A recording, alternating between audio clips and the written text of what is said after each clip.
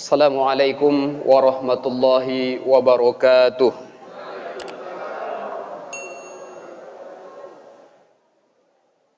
Alhamdulillahillazi amarna bittaqwa wa nahana 'anit tiba'il hawa. Asyhadu an la ilaha illallah wa asyhadu anna sayyidana Muhammadan abduhu wa rasuluh. Allazi la yantiqu 'anil hawa in huwa illa wahyu yuha. Alhamdulillahillazi ahyana ba'dama amatana wa ilaihin nusur. Sadaqallahul azim wa sadaqa rasuluhul karim.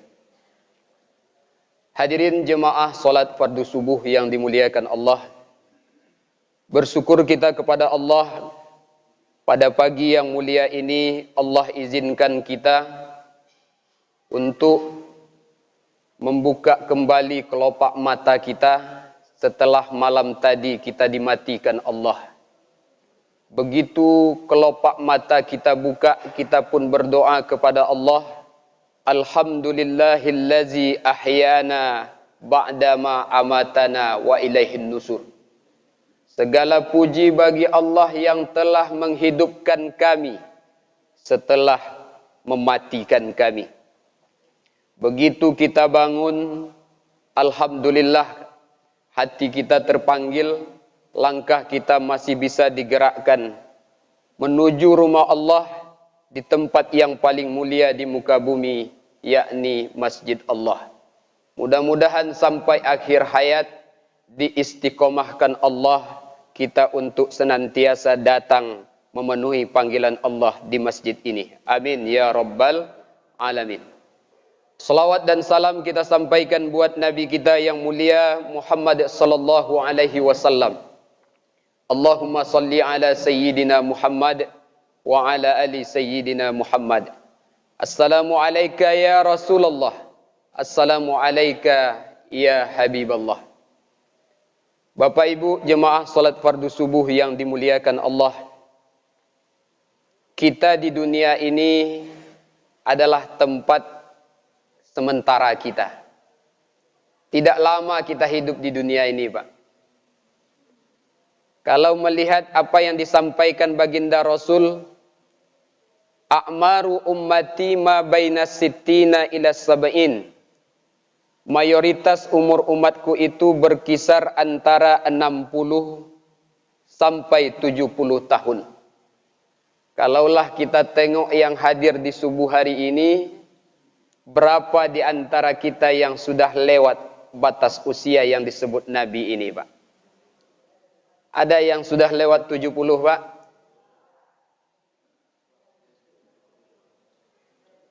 Ibu, ada yang sudah lewat 70, Bu? Ada. Alhamdulillah. Banyak yang tidak sampai ke batas usia itu, hanya sedikit yang sampai. Lalu ketika sudah sampai ajal kita, la yastakhiruna sa'ah wa la yastakdimun. Tidak ada satupun kekuatan, satupun ilmu yang dapat memajukannya, begitu juga untuk memundurkannya. Ketika sudah sampai perintah Allah kepada malaikat maut, maka di saat itu kita akan datang menghadap Allah. Ketika kita datang menghadap Allah, maka kita akan masuk rumah pertama kita, yaitu alam kubur. Inilah rumah pertama kita yang bakal menjadi rumah perdana kita di kampung akhirat, alam kubur. Yatba'ul mayyita salasah. Kalau kita sudah mati, yang mengiringi kita ke kuburan kita itu 3. Yang pertama, keluarga kita. Yang kedua, harta benda yang dipakai untuk mengantarkan kita. Dan yang ketiga, amal ibadah kita. 2 yang pertama akan balik ke rumah. Akan balik ke tempat asal. Satulah yang akan menjadi teman setia. Seperti apapun sayang bini kita, Pak. Ketika kita sudah masuk ke liang lahat, apakah ada istri yang mau menemani di atas kuburan? Ada, Bu? Jangankan 1 jam, setengah jam pun barangkali kita tak akan sanggup menunggu sendirian. Apa ada anak yang kita sayang, yang kita bangga-banggakan mau untuk menemani kita? Tak ada. Apa ada harta benda yang kita bawa untuk masuk ke dalam kubur untuk teman kita? Tak ada. Yang akan menjadi teman setia kita adalah amal soleh. Makanya seorang ulama besar bernama Abu Lais As-Samarqandi, beliau menjelaskan di dalam kitab beliau yang berjudul Tanbihul Ghafilin. Dalam kitab Tanbihul Ghafilin, Abu Lais As-Samarqand menyebutkan ada 4 macam amal ibadah yang akan menyelamatkan kita dari azab kubur. Inilah yang akan kita kaji menjelang berakhirnya kajian kita subuh hari ini. Yang pertama yang akan menjadi penyelamat kita adalah solat 5 waktu. Makanya di dalam ajaran agama kita, solat 5 waktu itu merupakan suatu amalan yang amat paling penting. Bahkan Rasul menyebutkan solat itu ibaratkan kepala dalam anggota tubuh kita, Pak. Kalau ada orang tak bertangan, masih bisa hidup. Kalau ada orang tak berkaki, masih bisa kita lihat mereka masih hidup. Kalau ada tidak punya mata, masih ada yang hidup, Pak? Masih. Tapi apakah ada orang yang hidup tapi kepala sudah tidak ada? Ada, Pak? Kalaulah ada subuh hari ini datang jemaah Masjid Darul Aman tak berkepala, sanggup kita ke masjid ini, Pak? Kabur kita semuanya. Begitulah solat dalam amal ibadah kita. Awwalu ma yuhasabu bihil abdu yaumal qiyamah as-shalah. Yang pertama kali nanti kita pertanggungjawabkan tentang kehidupan kita di dunia ini di hadapan Allah, solat. Kalau solat kita baik, solat kita benar, solat kita diterima Allah, maka jalan berikutnya insya Allah selamat. Tapi kalau solat kita sudah bermasalah, dalam hidup kadang solat kadang tidak, maka sudah alamat pada pertanggungjawaban perdana ini kita akan hancur lebur. Maka ketika dalam hidup kita tidak solat, maka sudah alamat di alam kubur kita bakal sengsara. Tak ada lagi yang bisa menyelamatkan kita, Pak. Anak yang kita sayang tak lagi bermanfaat. Istri yang kita cintai tak lagi mampu menyelamatkan kita. Maka yang pertama yang akan mampu menyelamatkan kita di alam barzah, solat 5 waktu yang kita kerjakan. Makanya murus sobiya iza balago sab'a sinin. Kalau kita punya anak, perintahkan anak kita itu untuk solat kalau sudah sampai 7 tahun. Wa iza balago asara sinin, kalau sampai 10 tahun tidak juga solat, fadribu, pukul. Bagaimana kiranya kalau ada anak kita 20 tahun tak solat, 10 tahun tak solat, fadribu, pukul. 30 tahun tak solat, 40 tahun tak solat, 50 tahun tak solat, diapakan, Pak? 10 tahun tak solat kata Nabi, fadribu, pukul. Tujuannya apa? Supaya kelak kita di rumah pertama kita di akhirat, yakni kuburan kita selamat. Lebih baik kita dipukul di dunia ini oleh ayah dan ibu kita, ketimbang kelak kita dipukul oleh malaikat mungkar, nangkir, dan zabaniyah. Mana kira-kira yang mau, Pak? Kalau bapak yang memukul anaknya, sekuat-kuat pukulnya bapak, insya Allah tak akan KO langsung. Tapi kalaulah malaikat Zabaniyah yang memukul, sampai tenggelam kita ke dasar bumi yang ketujuh, habis itu naik balik. Kalau begitu dipukul tenggelam tak balik-balik sekali itu. Tapi ternyata azab itu tidak begitu. Begitu dipukul terbenam sampai ke dasar bumi yang ketujuh, balik lagi. Untuk apa? Liyazukul azab. Supaya kita merasakan azab. Jadi kalau ingin selamat di alam barzah, rumah pertama kita di akhirat, yakni kuburan, jangan pernah tinggalkan solat 5 waktu. Ini yang kadang-kadang kita sepele, Pak. Kita sering melalaikan solat. Padahal kata Nabi, orang yang menghancurkan agama itu bukan orang kafir, bukan orang Yahudi, bukan orang luar Islam, tapi orang yang meninggalkan solatlah yang disebut oleh Nabi sebagai penghancur agama. Begitu kita menengok di televisi orang menghina agama kita, mendidih darah kita marah.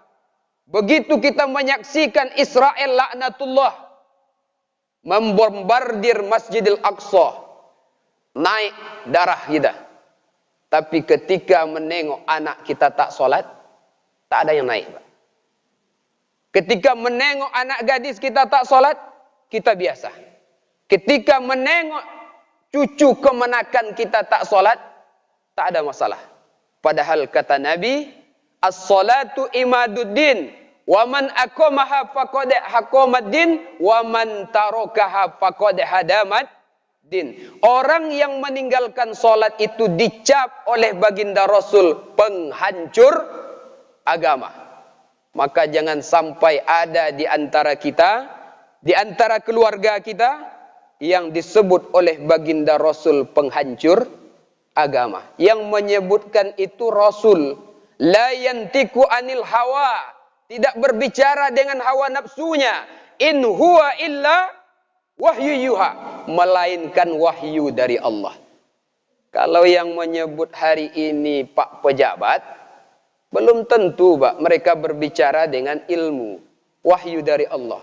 Boleh jadi bicara mereka pesanan.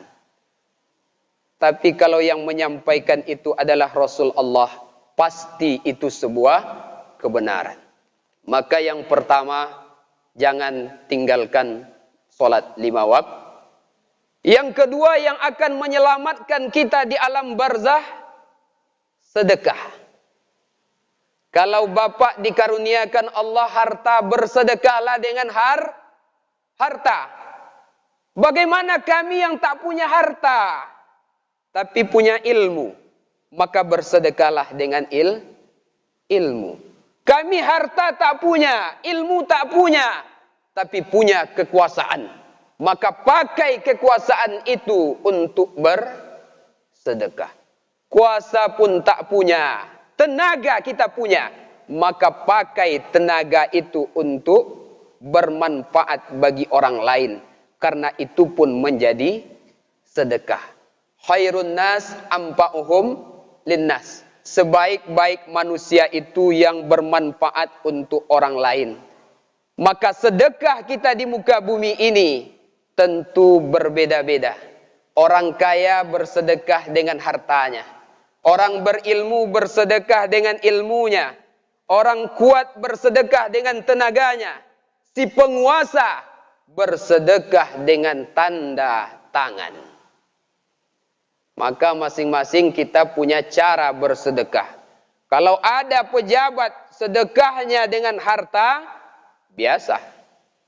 Tapi yang lebih bermanfaat sedekahnya dengan kebijakan yang ditandatanganinya. Maka inilah yang akan menolong dia di alam barzah nanti. Bagi kita yang tak punya ilmu, tak punya harta dengan tenaga. Karena sedekah itu mudah. Tenaga pun kita lemah. Senyum terhadap saudara kita pun sedekah. Idkhalus surur fi qulubil mu'min shadaqah. Membuat orang lain bahagia pun sedekah. Tenaga tak punya, harta tak punya, jabatan tak punya. Jangan sakiti hati orang, bahagiakan orang. Maka itu pun menjadi sedekah. Membahagiakan orang pun tak mau. Asal nengok orang, muka kita berkerut. Na'udzubil. Salah satu penghuni surga itu ciri khasnya mereka banyak senyum. Wajah mereka indah dan enak dipandang mata. Kalau ada yang tak mau senyum, barangkali ada gen-gen malaikat Malik di dia. Ada yang tak mau senyum di masjid ini, Pak. Asal berjumpa, sangir terus. Karena yang jarang senyum itu cuma malaikat Malik. Maka kalau ada yang jarang-jarang senyum, laki-laki panggil dia Malik. Kalau ada perempuan Ummi Malik. Jadi yang kedua, perbanyak sedekah. Kemudian yang ketiga yang akan menyelamatkan kita di alam barzah, qiraatul Quran, membaca Al-Quran. Apalagi di bulan suci Ramadan ini disebut dengan Syahrul Quran. Hari ini kita sudah masuk hari yang ke-10. Sebahagian saudara kita barangkali sudah masuk hari yang ke-11. Tak usah berkelahi. 10, 11, 10, 11, tak usah, Pak. Yang jelas kita sama-sama berpuasa, tujuan kita sama, mendapatkan ridho Allah. Selesai Ramadan kita menjadi hamba yang bertakwa. Maka nawwiru buyutakum bi qiraatil Quran. Banyak-banyaklah sinari, cahayakan rumah kamu dengan bacaan Al-Quran. Sebab bacaan Al-Quran itu selain akan menjadi penenang hati dikala kita hidup di dunia ini, ternyata bacaan Quran itu pun akan menjadi penyelamat kita di alam barzah. Perbanyaklah baca Quran. Fa innahu ya'ti yaumal qiyamah safi'an li ashabi. Karena bacaan Al-Quran itu akan menjadi penolong kita di alam akhirat. Dan alam akhirat itu tempat perdana kita kuburan, Pak. Kuburan itulah rumah perdana akhirat kita. Kalau di rumah pertama kita ini bahagia, insya Allah rumah-rumah berikutnya akan bahagia. Tapi kalau di rumah pertama ini kita sudah sengsara, alamat rumah-rumah berikutnya lebih sengsara. Maka perbanyak baca Quran. Apalagi di rumah kita. Rumah yang banyak dibacakan di dalamnya Al-Quran, kasura khairuhu, banyak kebaikannya. Wa qalla sarruhu, sedikit buruknya. Begitu juga sebaliknya. Rumah yang jarang dibacakan Al-Quran, banyak keburukannya, hanya sedikit kebaikannya. Kalau ada kita di rumah itu, Pak, begitu di kantor tenang pikiran kita. Begitu di kafe tenang pikiran kita. Begitu di luar rumah tak ada masalah. Begitu masuk rumah, asal tersenggol aja sedikit sama anak, naik darah merah kita. Marah, nengok bini, asal salah aja sedikit, langsung datang kumat kita. Kalau begitu boleh jadi rumah itu jarang dibacakan Al-Quran. Makanya kata Nabi, jangan kau jadikan rumahmu itu seperti kuburan. Maksudnya apa? Tak pernah dijadikan tempat beribadah. Maka di rumah itu perbanyak baca Quran, perbanyak ibadah-ibadah sunnah, perbanyak zikir. Maka ketika demikian akan menjadi baiti jannati, rumahku, surgaku. Dan insya Allah di akhirat pun ketika di alam barzah kita akan mendapatkan penyelamatan dari Allah Subhanahu wa taala, yaitu dengan memperbanyak membaca Al-Quran. Kalau hari ini hari ke-10, itu kalau 1 bulan khatam sekali berarti sudah 10 juz minimal hari ini, Bu ya. Ditengok wajah bapak-bapaknya nampaknya bukan 10 juz lagi. Sudah banyak yang khatam 2 kali ini. Iya, Pak. Tengok wajah-wajah ahli Quran aja semua ini. Kalau 1 bulan 1 kali kita khatam, berarti setiap solat kita baca 2 lembar. Sehari 10 lembar. 1 bulan insya Allah sekali kita khatam. Siapa yang khatam Al-Quran, maka ketika itu Allah utus 60.000 malaikat untuk mendoakan orang yang khatam Al-Quran ini. Kira-kira penduduk Pekanbaru ini sampai 60.000, Pak. Lebih. Ini berarti hampir separuhnya diutus Allah malaikat sebanyak 60.000 khusus mendoakan orang yang khatam Quran. Apa doa malaikat? Allahumma ufir lahu warhamhu. Ya Allah, ampuni dosanya, sayangi dia ya Allah. Jadi ada rupanya malaikat-malaikat Allah yang diutus oleh Allah bagi hamba-hambanya yang senantiasa khatam Al-Qur'an. Maka jadikanlah Ramadan ini sebagai tempat bagi kita minimal sekali, Pak. Sebulan Ramadan sekali khatam. Tak bisa sekali, Ustaz, 2 kali lah. Tak bisa 2 kali, 3 pun jadi. Yang penting kita banyak-banyak baca Quran. Yang keempat, ini yang terakhir, yang akan menyelamatkan kita di alam barzah, perbanyak tasbih dan zikir. Makanya Rasul mengajarkan ada zikir pagi, ada zikir petang. Kata Nabi, ada 2 ucapan khafifatani fil lisan, ringan dalam mengucapkannya. Sakilatani fil mizan, tapi berat dalam timbangannya. Subhanallah wa bihamdi, subhanallahil azim. Perbanyak kita bertasbih. Bertasbih sudah banyak, Ustaz, perbanyak zikir lain. Perbanyak mengucapkan la haula wa la quwata illa billahil aliyil azim. Kata Nabi, siapa yang susah rezekinya, banyak masalah dalam hidupnya, faksiru la haula wa la quwata illa billahil aliyil azim. Perbanyak mengucapkan la haula wa la quwata illa billahil aliyil azim. La haula wa la quwata illa billahil aliyil azim banyak juga. Ada zikir yang lain, Ustaz, banyak. Perbanyak istighfar. Astaghfirullah, astaghfirullah, astaghfirullah. Pendek betul, yang panjang. Astaghfirullahalazim allazi la ilaha illa huwal hayyul qayyum wa atubu ilaih. Dan hal-hal yang lain yang zikir itu bermanfaat insyaallah untuk kehidupan dunia kita dan akhirat. Sebab kita banyak menganggap zikir itu hanya sekedar seremonial lisan saja, ternyata tidak. Lihat firman Allah di dalam Al-Quran, fa iza qudiyatis shalah fantasiru fil ard. Kalau selesai melaksanakan salat, bertebaranlah kamu ke muka bumi. Wabtagu min fadlillah, cari karunia Allah. Tapi satu pesan Allah setelah itu, wazkurullaha katsira. Banyak-banyak kita berzikir kepada Allah. Kadang-kadang kita lebih percaya dengan tenaga kita ketimbang pertolongan Allah. Kadang-kadang lebih percaya kita dengan akal kita yang cerdas ketimbang pertolongan Allah. Sehingga ketika kita sudah bekerja dengan kuat, bekerja dengan akal yang cerdas, ternyata gagal. Di saat itu kita kecewa. Ternyata di saat itu kita lupa banyak ingat kepada Allah. Kalau kita banyak berzikir, banyak ingat kepada Allah, insya Allah, kalau diberikan Allah kesuksesan, kita akan masuk dalam kendaraan syukur. Kalau kita banyak ternyata yang kita kerjakan itu gagal, kita akan masuk dalam kendaraan sabar. Yang kedua-duanya ini baik. Barangkali pada kesempatan subuh yang mulia ini, inilah bekal kita untuk menghadapi kampung pertama kita di hari akhirat. Yang pertama tadi jaga solat 5 waktu. Yang kedua perbanyak sedekah dengan apa yang diberikan Allah kepada kita. Yang ketiga banyak-banyak membaca Al-Quran. Dan yang terakhir perbanyak juga zikir dan tasbih kepada Allah. Mudah-mudahan bermanfaat bagi kita bersama, terutama bagi yang menyampaikan. Wabillahi taufiq wal hidayah.